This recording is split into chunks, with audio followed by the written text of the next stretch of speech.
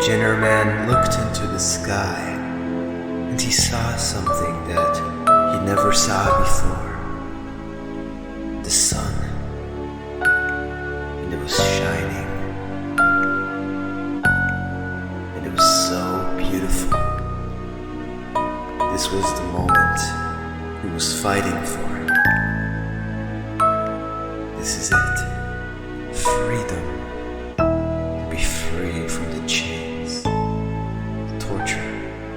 And yet, in such a beautiful moment, his instinct guided him exactly to what he needed to do next in order to keep this moment. Escape.